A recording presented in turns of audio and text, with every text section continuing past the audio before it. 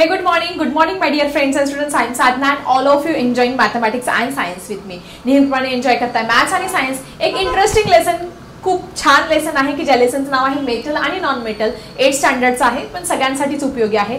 हा लेसन तुमच्यासाठी घेऊन आले आहे. याच्या अगोदर आपण मेटल काय आहे, नॉन मेटल काय आहे, मेटलॉइड्स काय आहे आणि ह्या मेटल आणि नॉन मेटलच्या केमिकल प्रॉपर्टीज काय आहे हे सगळं छानपैकी अगोदरच्या व्हिडिओज मध्ये क्लिअर केलं आहे.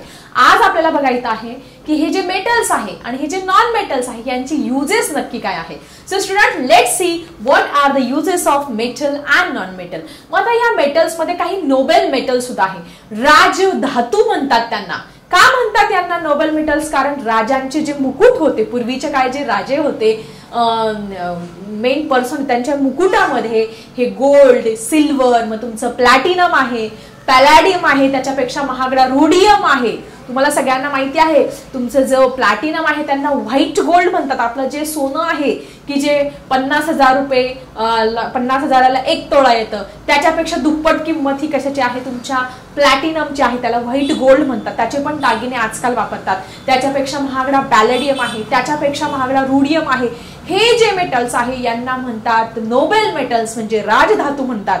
मग ते यांना राजधातू का म्हणत असतील रे बाळांनो? Because gold, silver, platinum, all these metal do not react with other metal. दुसऱ्या कुठल्याही मेटल बरोबर यांची कधीही रिएक्शन घडत नाही. असं होत नाही की gold is reacted with oxygen to form gold oxide किंवा silver is reacted with oxygen to form silver oxide. हे असं तयार होत नाही. ठीक आहे. That's why they are called as a noble metal. म्हणून त्यांना आपण काय म्हणतो असतो? नोबेल मेटल हे म्हणत असतो. मग आता तुम्हाला सगळ्यांना माहिती आहे these all Nobel metals found in a free elemental state in the nature, म्हणजे फ्री स्टेट मध्ये सापडत असतात. फॉर एक्झाम्पल सोनं आहे, फ्री स्टेट मध्ये मायनिंग करत असताना, म्हणजे खाणकाम करत असताना सापडत असतं. मग त्याच्यावरती ते उष्णता त्याला हीट देतात, गरम करतात, त्याच्यापासून ज्वेलरी बनवतात. प्युअर जे गोल्ड आहे त्याच्यापासून बिस्किट बनवत असतात, नाणे बनवत असतात. ठीक आहे, all of you no. So 100% जे प्युअर गोल्ड असतं ते किती कॅरेटचं असतं जरा कमेंट मध्ये लिहा बरं. तर 100% गोल्ड असतं 24 carat gold. All of you know 100% pure gold 24 carat gold is very soft. इतकं सॉफ्ट असतं. When you are making the jewellery from 24 carat it is easily break down due to the pressure. ठीक आहे. जेव्हा 24 carat gold किंवा 100% pure सोन्याचा एखादा दागिना ज्यावेळेस तुम्ही बनवतात तो इझिली तुटतो. का? कारण तो काय असतो? सॉफ्ट असतो 100%. मग काय करत असतात जे गोल्ड स्मिथ असतात? Goldsmith added some amount of copper and silver in that to give the desired shape. मग जो सोनार असतो तो सोनारामध्ये सोनार जो असतो त्या सोन्यामध्ये, त्या 24 कॅरेट गोल्ड मध्ये थोड्याफार प्रमाणामध्ये चांदी मिक्स करतो, तांब मिक्स करतो आणि जे दागिने आहेत त्या दागिन्यांना आपण पाहिजे तसा शेप हा देऊ शकतो. सो अजून प्युरिटी ऑफ गोल्ड विषयी अजून आपण चर्चा करणार आहोत. आता आय थिंक तुम्हाला एवढं तर क्लिअर झालं असेल की नोबेल मेटल कुठले आहे. That is gold, silver, platinum, palladium, rhodium. हे सगळे काय आहे? तुमचे नोबेल मेटल आहे. त्यांना नोबेल मेटल का म्हणतात हे सुद्धा तुमचं क्लिअर केलेलं आहे. And 100% pure gold means 24 carat gold. आता आपण बघणार आहोत what are the uses of this noble metal. मग नोबेल मेटल म्हणजे सिल्वर, गोल्ड, प्लॅटिनम, रुबिडियम यांचा काय उपयोग आहे? So most important, they are use for making the ornaments, the jewellery. आपण गळ्यामध्ये जे सोन्याचे दागिने घालत असतो, पायामध्ये चांदीचं पैंजण घालत असतो, जोडवे घालत असतात. तुमची आई पायामध्ये बघितलं असेल. आपल्या हातामध्ये रिंग्स असतात. हे सगळ्याचे कशाचे बनले असतात? गोल्ड आणि सिल्वर. आणि त्याच्यापेक्षा जर महागडं घ्यायचं असेल तर व्हाईट गोल्ड म्हणजे प्लॅटिनमचे दागिने सुद्धा आजकाल बाजारामध्ये तुम्हाला उपलब्ध झालेले दिसतील. ओके, तुम्ही बघा जरा ऍड्स मध्ये वगैरे दाखवत असतात किंवा तुम्ही जर एखाद्या दिवशी सोनाराच्या दुकानात गेला तर तुम्हाला हे सगळं बघायला मिळेल. Then most important, this silver is use in a medicine. जे औषध आहेत, युनानी आयुर्वेदिक मेडिसिन्स आहेत, त्याच्यामध्ये चांदीची पावडर वापरतात medicine. Y? Because silver shows the anti bacterial properties.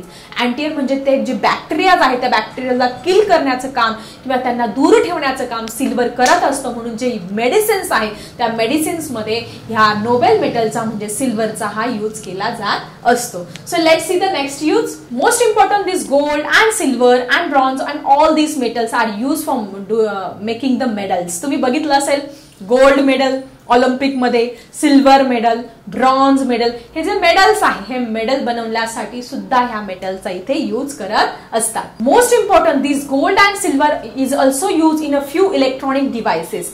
काही जे इलेक्ट्रॉनिक डिव्हाइसेस आहेत त्याच्यामध्ये because gold and silver is highly sensitive. तुम्ही जर बघितलं असेल आपल्या सायन्स लॅबमध्ये 7th स्टँडर्डमध्ये गोल्ड लीफ इलेक्ट्रोस्कोप आहे, त्याच्यामध्ये सोन्याचा पातळ पत्रे अगदी हवेने हलतील असे पातळ पत्रे तिथे यूज करत असतात because it is highly sensitive. मग काही जे इलेक्ट्रॉनिक डिव्हाइसेस आहे म्हणजे त्याच्यामध्ये खूप मोठं सोनं वापरतात नाही, अगदी थोड्या प्रमाणामध्ये सोनं वापरतात because it is highly sensitive. It is use in some electronic devices. आपण जर खोलून बघितला, तुम्ही जर बघितलं एखादा इलेक्ट्रॉनिक डिव्हाइस खोलत, टीचरांनी सांगितलंय की याच्यामध्ये सोनं वापर, मग तुम्ही खोलत बसाल का नाही, अगदी थोड्या एक्सटेंटमध्ये त्या इलेक्ट्रॉनिक डिव्हाइसेसमध्ये काय होत असतात, ह्या सिल्वरचा किंवा गोल्डचा यूज करत असतात. Most important, the most expensive metal म्हणजे तुमचं सिल्वर आहे, सिल्वर नंतर मोठं त्याच्यापेक्षा महागडं गोल्ड आहे, मग प्लॅटिनम आहे, मग पॅलॅडियम आहे, मग रुडियम आहे. मग हे जे पॅलॅडियम आणि रुडियम हे जे एक्सपेन्सिव्ह मेटल आहे they are use in some chemical reaction as a catalyst. म्हणजे काही मोठ्या मोठ्या केमिकल रिॲक्शन आहे, त्या केमिकल रिॲक्शनचा स्पीड वाढवायचा असेल तर त्याच्यामध्ये थोड्याफार प्रमाणामध्ये प्लॅटिनम, पॅलॅडियम हे जे मेटल्स आहेत ते कॅटलिस्ट. कॅटलिस्ट म्हणजे असा घटक असतो की ज्यामुळे त्या रिॲक्शनचा स्पीड वाढत असतो, ती रिॲक्शन फास्ट होत असते. त्यासाठी सुद्धा ह्या पॅलॅडियमचा अँड प्लॅटिनमचा उपयोग हा होत असतो. So student, all these are the uses of this noble metals. So student, आज मी तुम्हाला सांगितलं तर प्युरिटी ऑफ गोल्ड विषयी आपण अजून एकदा डिस्कशन करणार आहोत. तुम्ही कधी बघितलंय की 100% 24 कॅरेट गोल्डचे दागिने बनवले असतात चोख सोन्यामध्ये? काय असते, ती एक अंगठी असते बघा, पूर्ण फक्त वेढा असतो. किंवा अजून काय असतं, सोन्याचे बिस्किट्स, तुम्ही पिक्चर बघितलं असेल की सोन्याचे बिस्किट चोरून वगैरे नेतात, प्युअर गोल्ड. किंवा शिक्के असतात, सोन्याचे कॉइन्स असतात. मग गोल्ड स्मिथ काय करत असतो, सोना त्याच्यामध्ये थोड्या प्रमाणामध्ये कॉपर आणि सिल्वर हे प्युअर गोल्ड मध्ये ऍड करत असतो आणि मग ते 22 कॅरेट गोल्ड, 23, 18 अशा कॅरेट गोल्ड काय होत असतं. मग त्यानुसार त्याची प्राइस काय होत असते, थोडी थोडी कमी होत असते. पण ह्या 3 गोष्टी तुम्ही मात्र लक्षात ठेवा की कॉम्पिटिटिव्ह एक्झामला किंवा कुठल्याही एक्झाम्समध्ये हे विचारलं जाऊ शकतं की 24 carat gold means 100% pure gold, 100% त्याच्यामध्ये काय असतं, सोनच असतं. त्यानंतर 22 कॅरेट गोल्ड म्हणजे 91, तुमच्या पुस्तकात हा चार्ट पण दिलेला आहे. 22 कॅरेट गोल्ड म्हणजे 91.66% त्याच्यामध्ये गोल्ड असतं आणि उरलेलं 91 आणि त्याच्यामध्ये 9 मिळवल्यानंतर समथिंग 9%, 8.5% काय असतं त्याच्यामध्ये सिल्वर मिक्स केलेलं असेल किंवा कॉपर, कारण त्याला विशिष्ट आकार देण्यासाठी. मग आपले जे दागिने आपण घालतो, नेकलेस घालत असतो आपण, बांगड्या घालत असतो आपण, कानातले घालत असतो, हे काय असतं 22 कॅरेट गोल्डचं असतं, कारण त्याला खूप सुंदर सुंदर शेप दिलेला असतो, आकार डिझाईन केलेली असते त्याच्यावरती. सो इट इज 91.66% प्युअर काय असतं 22 कॅरेट गोल्ड असतं. त्यानंतर 23 पण असतं, पण तुमच्या पुस्तकात दिलेलं नाहीये. तुम्ही कधी गोल्डच्या शॉपमध्ये गेलं तर कधी विचारून बघा 23 कॅरेट गोल्ड आहे का, 22 कॅरेट गोल्ड आहे विचारून बघा.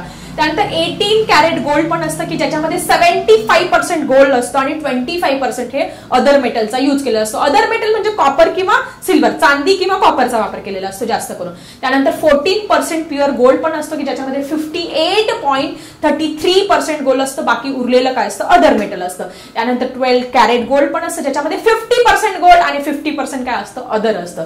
त्यानंतर 10 कॅरेट गोल्ड पण असतं ज्याच्यामध्ये फक्त 41.66% काय असतं गोल्ड असतं, उरलेलं 60% जवळजवळ अदर मेटल असतात. सो अशा पद्धतीने त्याची प्राइस पण काय होत असते, हळूहळू कमी होत जात असते. आपण म्हणतो 100% सोन्याचा दागिना, काय सोन्याची पॉलिश असलेले दागिने. सो अशा पद्धतीने. पण मग महत्वाचं काय लक्षात ठेवायचं, 24 कॅरेट गोल्ड, 22 कॅरेट गोल्ड आणि 18 कॅरेट गोल्ड. 22 मध्ये 91.66% गोल्ड आणि 18 कॅरेट मध्ये तुमचं 75% काय असतं गोल्ड, 25% अदर मेटल असतं. ठीक आहे. So I think purity of gold हा टॉपिक सुद्धा तुमचा इथे छानपैकी क्लिअर झाला असेल. सो आय थिंक तुमचे सगळ्याच्या सगळे पॉइंट मी इथे क्लिअर केलेला आहे. कसा वाटला व्हिडिओ? आवडला असेल तर नक्की लाईक करून उत्साह वाढवा, तुमच्या फ्रेंड सोबत शेअर करा आणि असेच बघत राहा DS डिजिटल स्कूल.